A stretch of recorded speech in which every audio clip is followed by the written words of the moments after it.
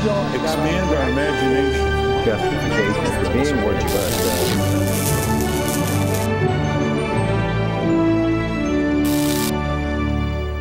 Welcome to Washington Unplugged. I'm John Dickerson. We want to give you the latest on breaking news of a small plane that crashed into a building in downtown Austin this morning. While the details are still emerging, please check with CBSNews.com for the latest. Now we will switch to the Conservative Political Action Committee convention that kicks off in Washington today. Senator Jim DeMint of South Carolina joins me by phone from the Washington Hotel, which is currently hosting the largest CPAC conference in its history. Thank you for joining us, Senator. I want to start with some remarks you made this morning. We'll listen to them and then I'll get your thoughts. We now see all too clearly that the hope and change the Democrats had in mind was nothing more than a retread of the failed and discredited socialist policies that have been the enemy of freedom for centuries all over the world. And now that the Democrats' goals are glaringly obvious, the battle is between the American people and the Democrats, and I like those odds. Senator, you also said that the people should take to the streets to stop America's slide into socialism. What does that mean exactly, take to the streets? Well, that's not something I said today, but I have said on occasion, and it's really what's happened with the town halls and the tea parties, is people to come out in a nonviolent way to express their concern about the direction of our country, to say enough's enough as far as spending and borrowing and debt, government takeovers. And we see that energy here at this CPAC convention of over 10,000 people from all over the country who want to take back their country, and they're concerned at the direction of the Obama administration and the Democrat majority. You also this week signed on to the Mount Vernon statement and talked about the threat that the Constitution is under, or going back to our constitutional principles. So I should ask you, do you think the Constitution itself is under threat by this administration?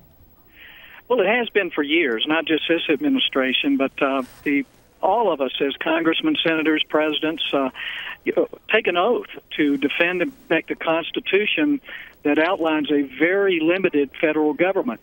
And the federal government has gotten way out of the bounds over the years, and this administration has accelerated that to a point that has alarmed many people. The Constitution is supposed to be our common ground from which bipartisanship develops. But if we give up that foundation, there's nothing that brings us together. So the president obviously took that same oath to the Constitution. You talked also about maybe approaching tyranny. So has he broken that oath with the Constitution? Well, the president's on record saying that he thinks the Constitution is inadequate, that it expresses what the government shouldn't do, but not what it should do. And it appears the president wants to add to the Constitution a number of functions that the federal government cannot do effectively. And I think we're seeing that with the stimulus, and we're seeing that with the attempt to take over health care and a lot of other areas. The federal government is just not capable of doing the things that President Obama has promised that he would do as president. Mm-hmm. I guess what I'm trying to do here is get a sense of the kind of contours of your critique here of the president and of the Democrats. It's one thing to have a different interpretation of the Constitution, but it's another to actually break with it. And so I'm a little confused how severe the nature of this president's break with the Constitution is in your mind. Well, you'd have to talk to the president more about that, but the policies that he has put forward clearly are out of the bounds of my understanding of the Constitution, and I think more importantly, it's out of the bounds of what millions of Americans think that contract should hold us to. It seems that now it's a matter of good intentions here in Washington rather than a constitutional foundation. And how about on the national security front? He's the commander-in-chief as charged by the Constitution. Does he still hold that duty and title as far as you're concerned? He certainly does, and there's some areas I certainly agree. He appears to be moving forward in an aggressive, sensible way in Afghanistan. I'm concerned about his administration moving terrorists to civilian courts. But the president certainly is a commander-in-chief, and he deserves that respect. In terms of your own party, in terms of the Republican Party and this movement that is growing and has so much excitement within the conservative movement, what's your view on Tea Party activists? Should they become a part of the Republican Party? Should they operate in parallel? Where do you come down on that question? I think the Tea Party movement is much more than a political party, and it certainly shouldn't join with any political party. It is what I see as a growing accountability, that Americans are going to hold their government more accountable than the people have in the past. And I think that's the best role for the Tea Party movement to play, is to help elect good candidates, whether they're Republicans or Democrats. Obviously, I hope that the Republican Party embraces those ideas and energy. But Tea Parties are just the most positive thing that happened in this country in a while, because the people are taking back their government. In Forbes recently, you wrote a commentary about getting rid of earmarks. The White House and Democrats are trying to argue that with respect to this stimulus bill, that Republicans are trying to have it both ways. They want to reduce government spending. They want to take away these sort of rifle shot programs, the pork that goes to individual districts. And yet, at the same time, there are some members from the podium. Robert Gibbs suggested that even Representative Cantor was being hypocritical on this score, being against spending, but also then crowing about projects that came to their district. Where do you come down on that, this question of pork and your own party? Well, I've introduced, along with several other Republicans, a one-year moratorium on earmarks, as well as a balanced budget amendment. I did that in the last few weeks. It's something that Barack Obama co-sponsored with me when he was in the Senate.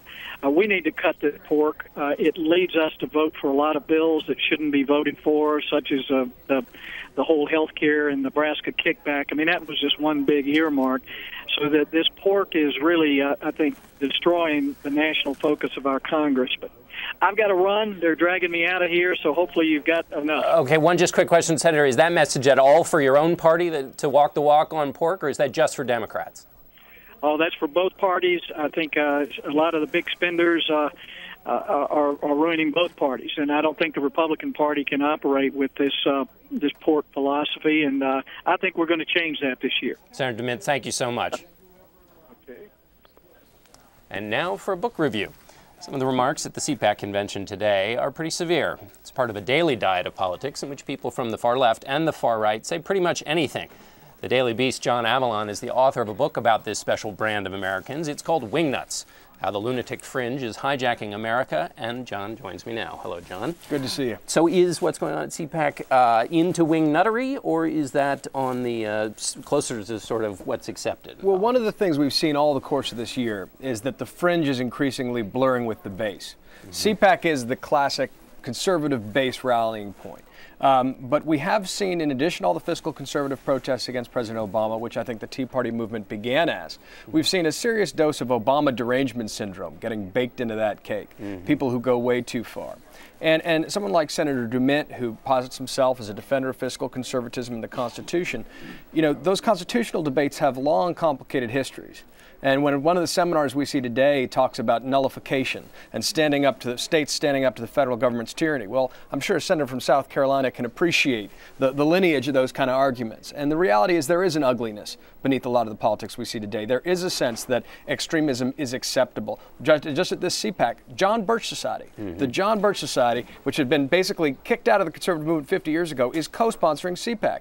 And they were kicked out after claiming that Eisenhower was a Soviet agent. So what the hell's going on? So, but the question is that the John Birch Society, it's sort of been with us again. It's coming back now. Isn't this just cyclical? Isn't this just something that's always with us? There's always a kind of a hard fringe that's always there, or has it gotten specifically worse? It's gotten worse. We're never going to change human nature. There are always going to be cranks and conspiracy theorists. But a couple of things have happened to make this more dangerous now than it's been in the recent past. One, the parties are more polarized than ever before. That has shifted power from the center to the extremes.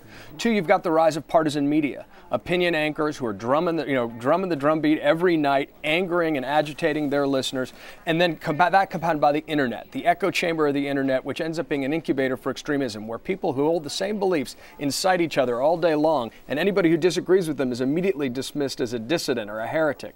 That's a very disturbing phenomenon we're seeing. What I wonder, though, sometimes is, being a writer on the internet, is that whether we're all just talking to ourselves. Again, this notion that we're all Twittering and you know, Facebooking to each other, and that's still a pretty narrow group. And when you go out into the real country, people, you know, have no idea what you're talking about when you're talking about these narrow things.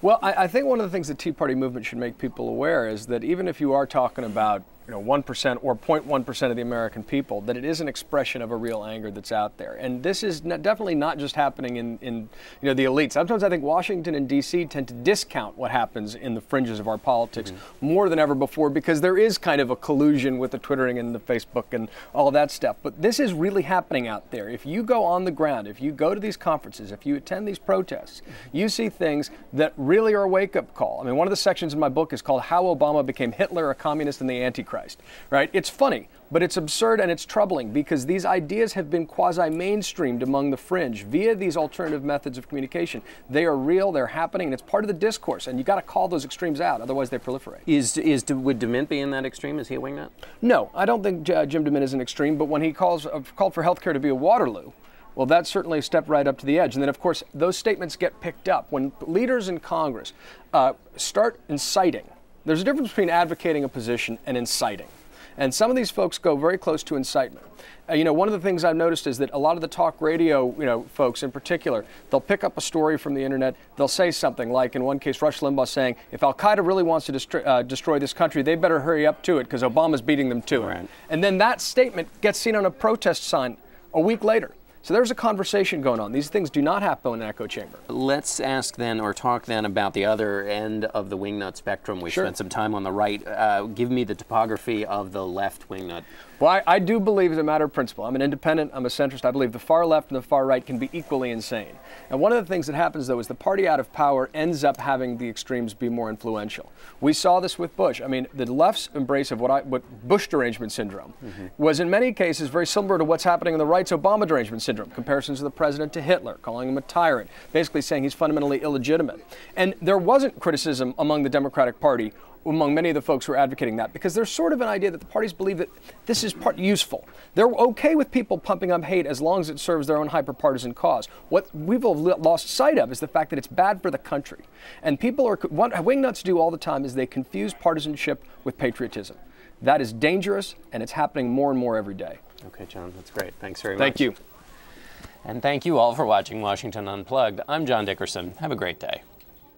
If we don't expand our imagination, Justification for being what you